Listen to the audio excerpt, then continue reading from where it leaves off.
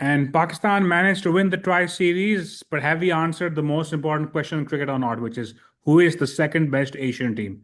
Welcome to the shiny side, and I'm your host Faris, and we have with us from Houston, Omer Basir, and we may have another guest joining us in a bit. But Omer, let's get cracking. So you and I did the preview for the series, and if I can say so myself, I think my prediction was we would lose to Afghanistan in one game and win the other two, and I said I hope it wouldn't be the final.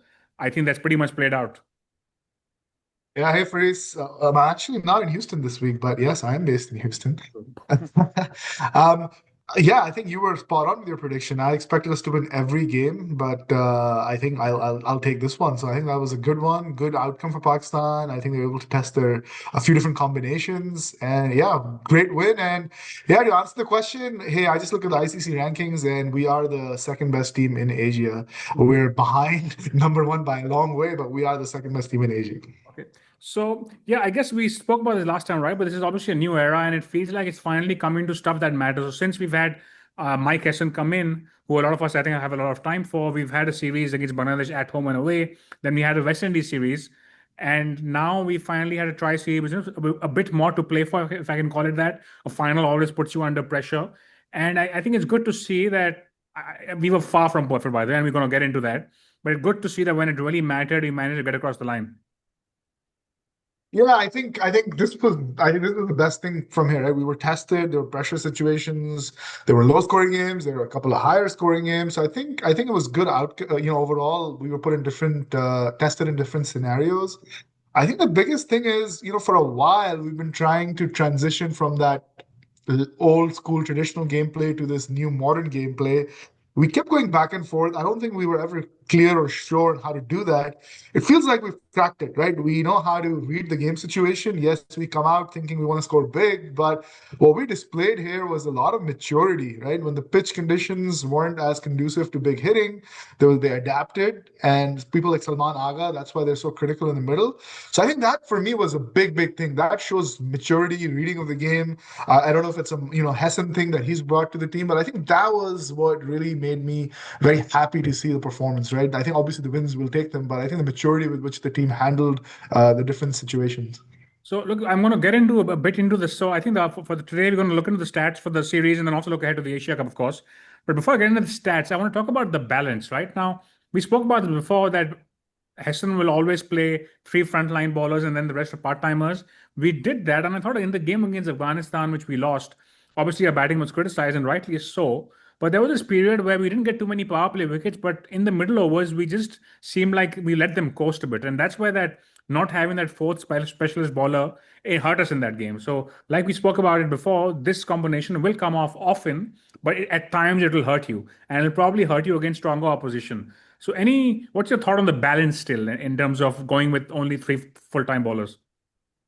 Yeah, there's definitely something to be said there, and that's something when you play the bigger teams, that's something I do think about is how will we get exposed with Fahim Ashraf's bowling against, we're playing India, for example, very soon, and the others. I think the spinners, I feel a little bit more comfortable with them. I think we need to bet on them, right? I think it's more the fast bowling and Fahim. Can he be a frontline bowler? I think he had a really, really good game from a bowling perspective. Overall, he was decent, but one game I think he was one of the best bowlers.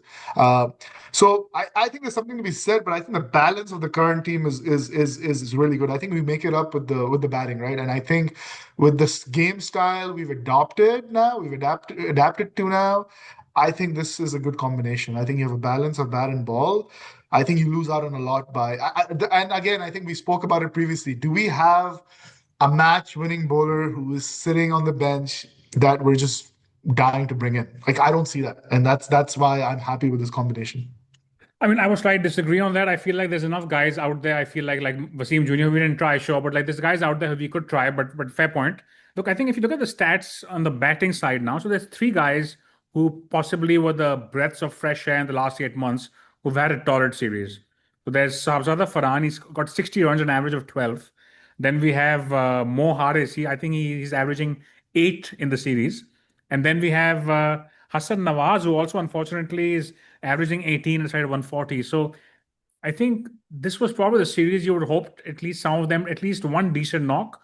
where you could say, okay, hang on. I mean, they don't have to be perfect players, but show us enough for them to kind of us be comfortable with them. What do you make of those three? Yeah, so I think all three were fairly, while the statistics may look similar, I think they're very different in the way they actually, if you watch them play, right? So Mohammad Haris for sure, I think was an absolute failure, right? I think he kept well, but his batting, I don't think he in any game did he come off, And and he took a lot of if I could balls. just add, sorry, Yeah, the others had a strike rate of 140, 150. Harris's strike rate was 80. So he was struggling while he ex- was there as well. Yeah. right, exactly. So I think he was an utter failure from a batting perspective. I think Salman Agha, Mike Hesson both have been asked about it, and they both said we bank him and we want him to go out and play his shots, right? But to you just mentioned the strike rate, so it's not coming off when he's there, and he hasn't scored anything. So that is a concern. He is a In concern. terms of Harris, his all the success he's had in his little career, it's been in the top order batting in the power play though. So I think to be fair to him, we are now playing him batting at number 6 or 7 or perhaps in the middle overs against spin. Well, whatever success he's had has been at the top. So do you think it's a matter of us not utilizing him properly, or is he just looking out of it?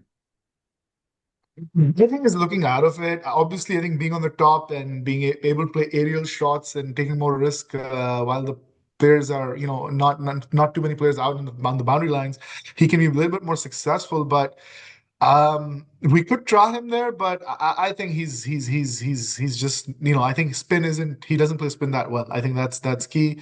And it's been a while. I mean, even if I look back at the PSL or other places he's played, I don't recall recent big successes. So I think there's a pattern there. I think moving on to the other two. So I think Saabzada Farhan, he didn't do as well as the previous series, but I think he played well in a game or two, and when he's there, he's getting us those good starts. 18 of 10 ball type games, right? Which I'll take that any day, right? So, and he got a couple of good balls as well, I think. So I think he's all right. I'm not concerned there. Hassan Nawaz, similar. He played a 18 average in T20. Is it really that bad if you have a strike rate of 140 plus? So it's okay. Yeah, I think we want them to stick around a little bit longer. But I think given how these pitches were, some of them were extremely bowling friendly. Where in the final they were saying 130 was par score. I think at this point I'm not concerned. In fact, I think they showed some maturity. Hassan Nawaz, played well. He's doing better than what I was expecting, so I'm really happy about that. I agree. I think with Sahab Zada and Hassan Nawaz, like you said, the strike rates are decent. They are getting out. So it's just a matter of if they last for longer, they will do well. That's how it looks right now. So it's a matter of. I mean, I think I'm quite certain that all these guys will get the entire Asia Cup also. Any changes you make will be after that. On the batting front, I think the biggest and I think overall for the team balance, I think Mohammad Nawaz has been a big plus.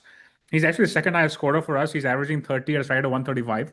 So I think him. I think on the Fahim and again Hassan loves the all rounders, and I think Mohammad Nawaz has been a key component of why that balance has come off. Fahim to less extent, but Mohammad Nawaz has been brilliant. I think this series.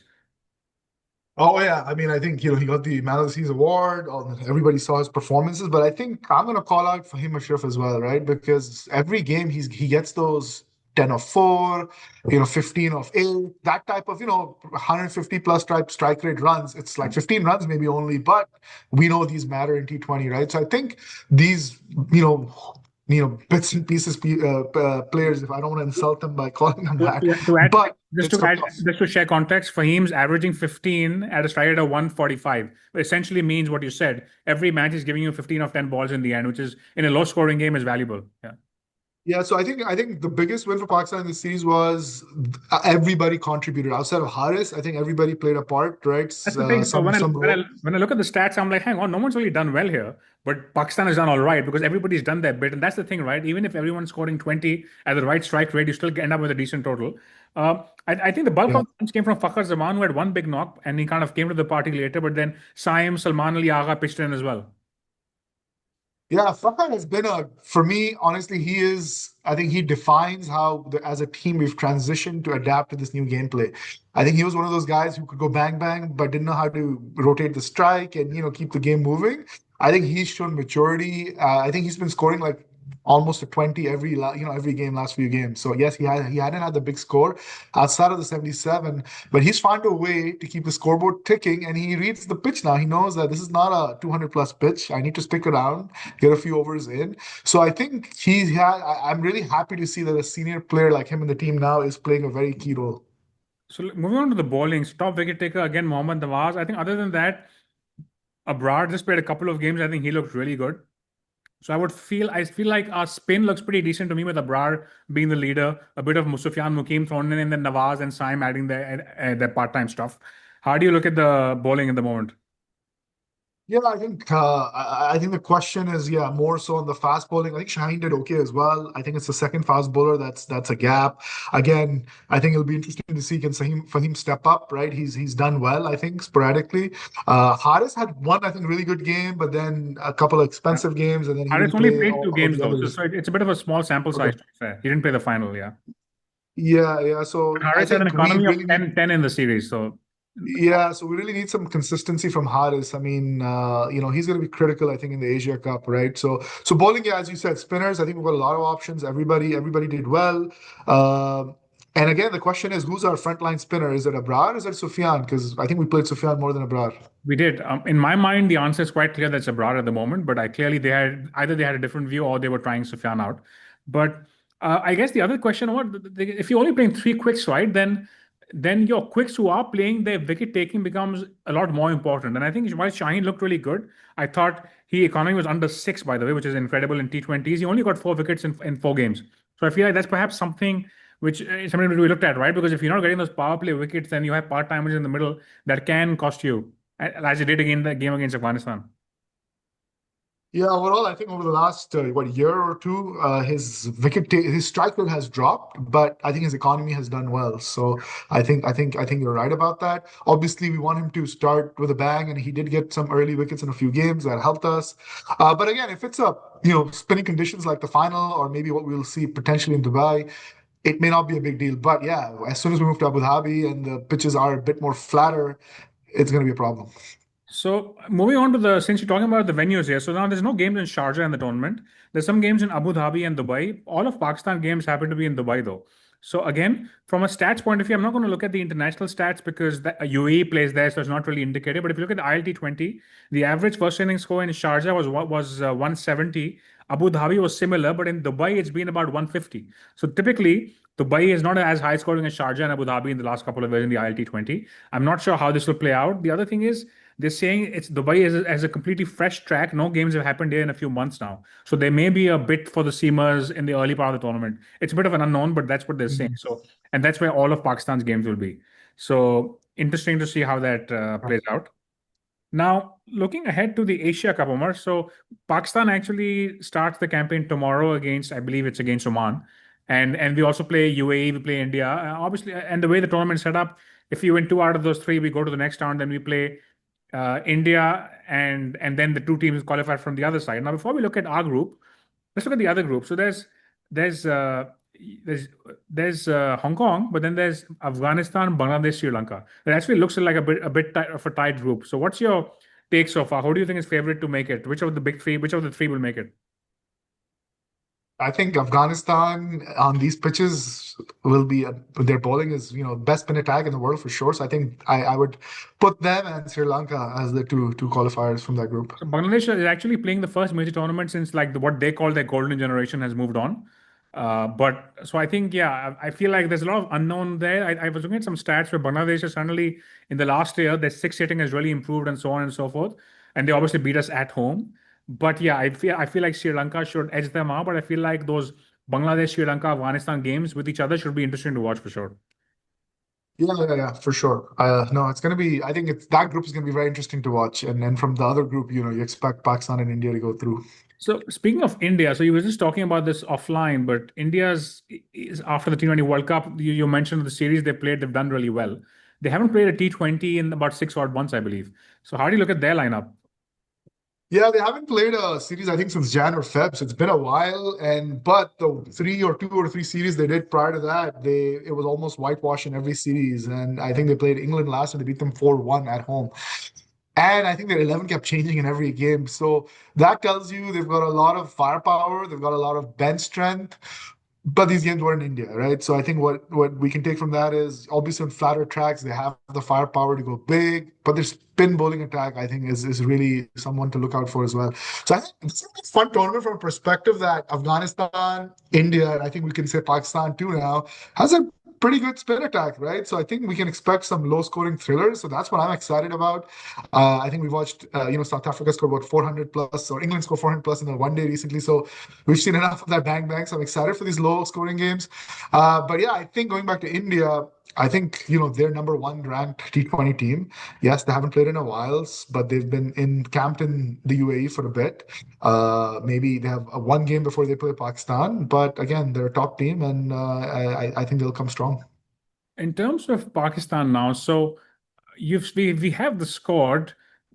It seems like these guys are set on playing the same top eight. That's what Agha Salman said in some presser, right? So the top eight, how would you, what kind of 11 would you take out to India in that India game on Sunday? Considering it's in Dubai, it's like maybe perhaps slightly low scoring, may not aid the spinners as much as the other grounds. What would you make any changes to the recent 11? How would you play? Yeah, so I think firstly, when we were talking before the Asia Cup, if you recall, right, I think we had a lot of confidence in our batting. We had put up a big scores going into the tournament, and we weren't sure how the bowling would show up. But the bowling actually, performed and came to the party. So that's, I think, a big positive. I think in terms of the 11, I would go with the team that I think we started the tournament with, meaning compared to the final, Haris Rauf coming in for one of the spinners, right? I like Sufyan. He's different. So I do like him being in the 11, but Abrar seems to have been better at the economy rate, right? So I think that's a toss up for me. But other than so my bowling would be Haris and Shaheen, with Fahim being the third seamer, and then you've got Nawaz, Saim, and one of Abrar or Sufyan being the spinners. Okay, and okay, so yeah, I think I would probably have a similar side. The only question in my mind is I may replace Fahim and bring in another quick, and I know Hassan will never do that, but that's what I would Yeah. probably go with, especially given that we might be playing in Dubai. So I would perhaps go with Wasim Jr. instead of Fahim, who can perhaps bat a bit, not as much as Fahim can, and I think it'll give it a more overall look. But I think yeah, the top eight is probably set in stone. There is a question of, okay, you know what? Can we be more flexible with the top three? So if you're losing a wicket early on in the power play in the second over, can we send Mohammad Haris in over Fakhr? Especially if the guy getting out is the right-handed for Shahzada Farhan. That's probably a question mark there. Because if you are playing Haris, might as well utilize him properly. But other than that, I think the 11 is quite set. Yeah. Yeah, I agree with that. I mean, he hasn't really, we're talking about it in middle order. He's been struggling, but if Fakir falls early, yeah, let's send him in and take advantage of the power play, right? He's not So giving I us think I anything in think the that's lower something to orders, try right? and follow. It's a low value wicket. Also, Yeah. with India, just a quick point on what you were saying earlier. This is also the first time they're playing a major tournament without Jadeja, Kohli, and Rohit. So it'll be interesting to see how they turn out. And obviously, these guys are like incredible otherwise, but this is a high pressure game, and so it could be interesting how they play out. They will probably be playing both Chakravarti and Kuldeep Yadav with a bit of Akshar Patel thrown in. And again, Akshar and Hardik Pandya will provide them incredible balance like they always do. So it should be an interesting, strong team no matter who shows up. Yeah, they've got a few more on the bench too, so it'll be interesting to see how they adapt to the pitch, right? And they'll similar to Pakistan, right? They'll probably use Hardik as the all-rounder, fast bowling all-rounder, Yeah. and with Similar to the Pakistan, but I think Singh. Hardik's bowling is much better than Fahim's for sure. Yeah, No comment. no comment. But okay. Yeah, yeah, no, no. I think I agree. I agree. He's a better bowler, but I mean, he's a very smart bowler. So, and he takes the new ball consistently. I think with Fahim, he's fresh, I think, into this role. I think, and he doesn't score the big runs like Hardik has done. But again, I like his 15, or I like his 15 average, 145 strike rate. That to me always gets him in the 11. And we've done the entire show. We're wrapping up without mentioning Babar or Rizwan, which is incredible. So well done. But I do think I think I like how we play, and like I said before, I still feel like there's perhaps Babar could have been in the squad, and let's see how this plays out. But I feel like at the end of this tournament, I think it's the chance for the final reset, right? So there's a bunch of T20s coming up between now and the World Cup. So if we have to make any changes, it'll perhaps depend a lot on how the team does. So let's see how we go.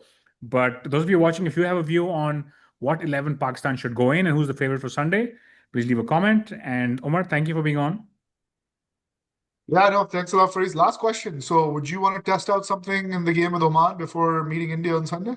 I wouldn't mind testing out. I wouldn't mind testing out Wasim Jr. Yeah, he hasn't had a game, and then Harris maybe promoting him So the up the three guys order who didn't just to get a see. game, by the way, were Wasim Jr. There was the two batsmen, Shah and Hussain Talat. These three didn't get a single game. So I feel like the batsmen are quite set in stone, but it could be some value in getting him, especially if Harris has a bad day, he pulls a muscle. Wasim Jr. needs to come in. So I perhaps would give him a game.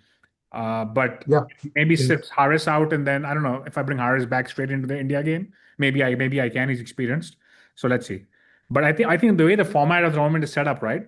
Provided India and Pakistan beat the other two sides, whoever wins that game has no value. Provided India and Pakistan beat the other two sides, which in Pakistan's case is definite qualifier that's needed, right? So anyway, thank you, Omar, for being on. And we'll be back after the India Pakistan game to see how the Asia Cup is heating up. In the meantime, stay tuned to the shiny side.